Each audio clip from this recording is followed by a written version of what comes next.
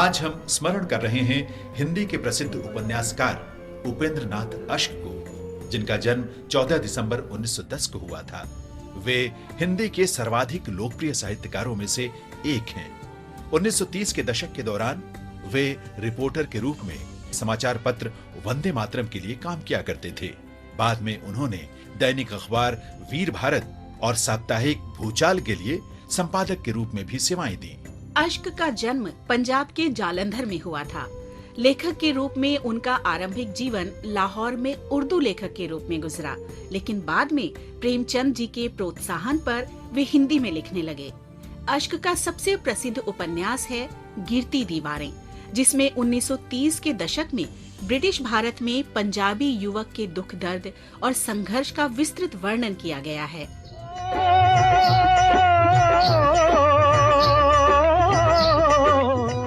उपन्यास का नायक उस समय के दौरान सामाजिक परिवर्तन का साक्षी और प्रतिभागी है और परंपराओं का बोझ कम होने की सराहना करता है।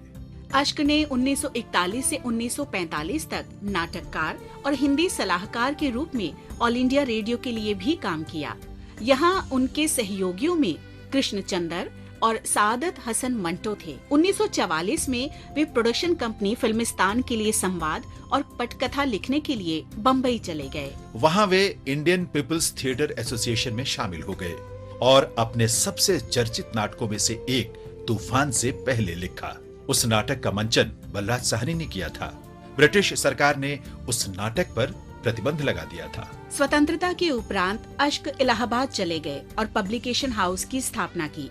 1965 में उन्हें संगीत नाटक अकादमी ने हिंदी के अग्रणी नाटककार के रूप में पुरस्कृत किया। 1996 में अश्क का निधन हो गया।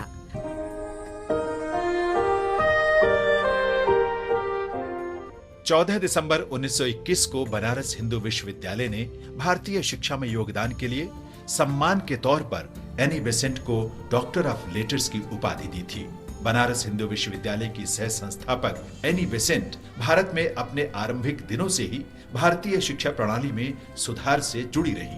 1898 में उन्होंने वाराणसी में सेंट्रल हिंदू स्कूल और कॉलेज की शुरुआत की और कुछ साल बाद 1904 में उन्होंने बालिकाओं के लिए सेंट्रल हिंदू स्कूल शुरू किया। कॉलेज के कार्य में उनकी सहायता के लिए विदेश से भी विद्वान आए, जिनका उद्देश्य विद्यार्थियों के मन मस्तिष्क में भारत के गौरवशाली अतीत का संचार करना था। बाद में ये संस्थान बनारस हिंदू विश्वविद्यालय के केंद्र बन गए। हम आज मध्य प्रदेश में जबलपुर जिले के शहीद देवी सिंह गुंटिया को भी श्रद्धांजलि अर्पित कर रहे हैं। उन्होंने 1857 में भारत के प्रथम स्वतंत्रता संग्राम में सक्रिय रूप से भाग लिया। वे 30 नवंबर 1857 को शाहपुर पुलिस थाने को जलाने और जबलपुर, सिवनी तथा नरसिंहपुर जिलों में ब्रिटिश ठिकानों पर हमलों में शामिल थे। देवी सिंह ने 7 दिसंबर 1857 को कैप्टन वूली के नेतृत्व वाली ब्रिटिश सेना से युद्ध में 1500 लोगों की सेना का नेतृत्व किया था।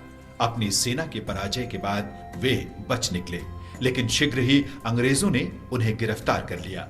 देवी सिंह को 14 दिसंबर 1857 को फांसी दे दी गई। महान योद्धा को शत शत नमन।